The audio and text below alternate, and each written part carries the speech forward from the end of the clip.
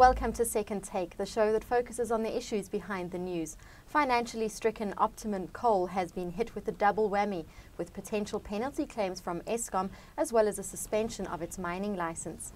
Mining Weekly editor Martin Creamer tells us more. Welcome, Martin. Thanks, Shannon. Glencore has announced that its subsidiaries Optimum Coal Holdings and Optimum Coal Mine will begin business rescue proceedings. Can you tell us about that? Yeah, this comes against the background of a lot of financial hardship that Optimum has been having. You know, they did decide to stop their exports. They were producing like 10 million tons a year from surface and underground, and half of that used to go out on the export market, and then they were contracted to Eskom, and still are, to supply Hendrina Power Station with another 5.5 million tons a year. So towards mid-year, in fact at mid-year, their exporting ceased. So their only exposure was then to Eskom. Ahead of that, they had offered to give that 5 million tons that was exported. They had offered it to Eskom, and they would process it in a way which would suit, you know, the Hendrina and other power stations.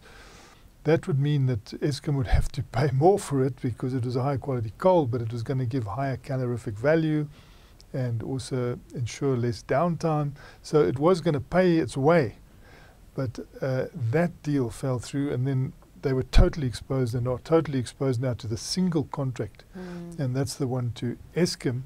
So they did try to stretch that contract. At the moment it goes to 2018.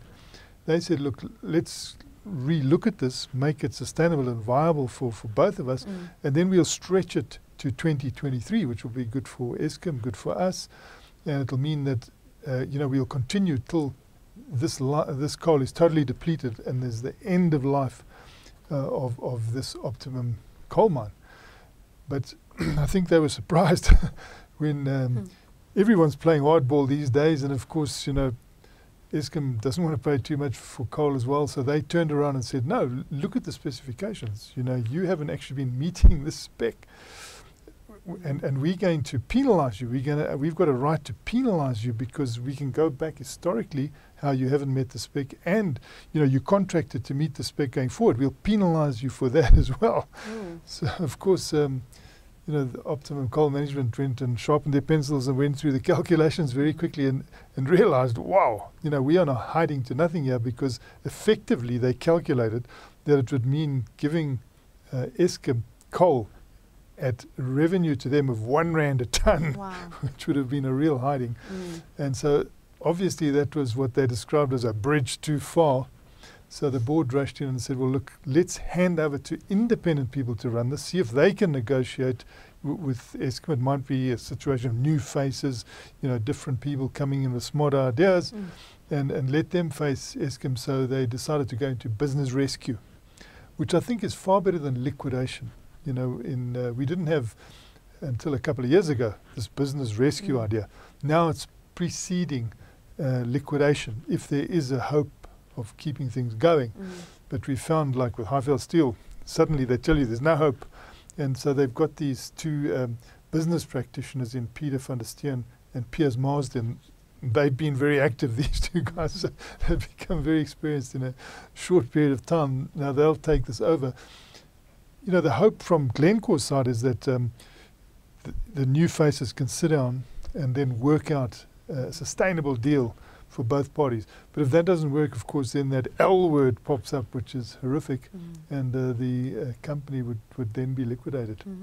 Why did Optimum cease exporting their coal? Well, you know, this is another thing. We're in a perfect storm at the moment. So, you know, exporting always used to give you that business cream. You know, this used to be the cherry on the top. We've always had this two-tier coal mining policy here of, you know, supplying Eskom, so it gives you your bread and butter, but then, you know, exporting to get that profit. But you know, as things will have it, the world market turned. So you've got a terrible world market as well.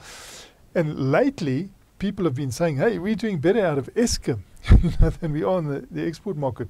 So they decided, look, they weren't profitable on that export market at the prices. So as soon as they could, they cut themselves out of that.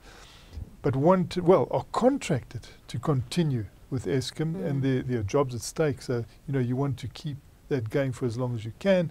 They did have to engage in retrenchment, but not as many people as we thought. It was over 1,000 to start with, and eventually I think they cut it down to 350 or just above that people who opted for, voluntary severance packages, etc., and others were relocated. So they mitigated that quite a lot. But then, of course, there were other things on the horizon to surprise them. So they went into this situation of business rescue.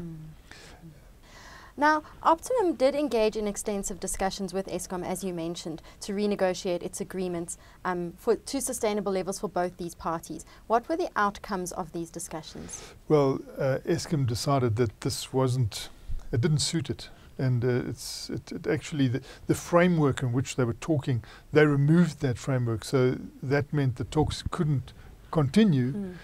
And at the same time, they then decided to penalize the company, which would have meant that even though for the last 18 months they've been supplying coal at a price that is way below the cost of production, they would really have been terribly penalized, at R1 per tonne. So that's when they went into business rescue. But at the same time, the Department of Mineral Resources, they weren't happy with the way the social and labour plan had been put into place, and also they described the retrenchment as being inhumane, and that other things could have been done. So they then decided to suspend the mining license, which was a second big blow to Optimum Colliery, although that is likely to be lifted. It seems to be a temporary measure that they were coming and suspend it. They didn't say we were withdrawing it. Perhaps the next step will be to withdraw it, but it sounds unlikely because it's quite important that Hendrina continues to be supplied with coal, but it will be supplied under a business rescue package, rather than the previous owners. And under that new environment, there is a possibility that, that suspension will be lifted because the new owners or the new practitioners, the new business rescuers need to be given a chance to try and rescue the business. And during that rescue, it has to supply Eskom, because where else is it going to get any revenue from?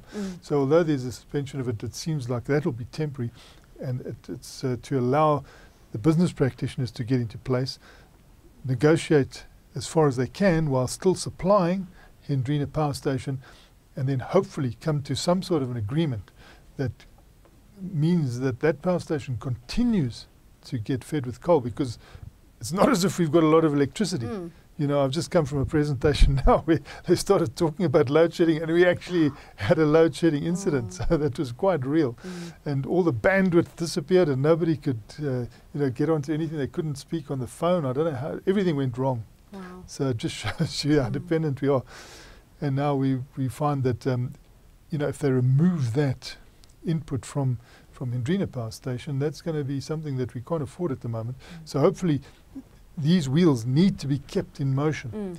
And I think that will mean that under the business practitioners, that whole suspension of your license gets lifted, and it continues now because you're giving it another chance.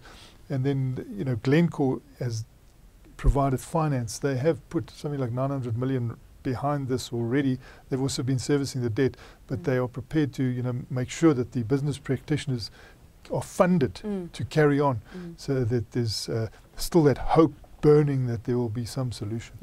Now the mines minister is negotiating for these two people. It seems he has to wear two different hats depending on which side he's taking. I'm sure he'll be phoning, the Lynn Brown and saying, please speak to Eskom and, tell them, to cool it there, because it could mean, more problems, especially on the jobs front. More job losses. More job losses.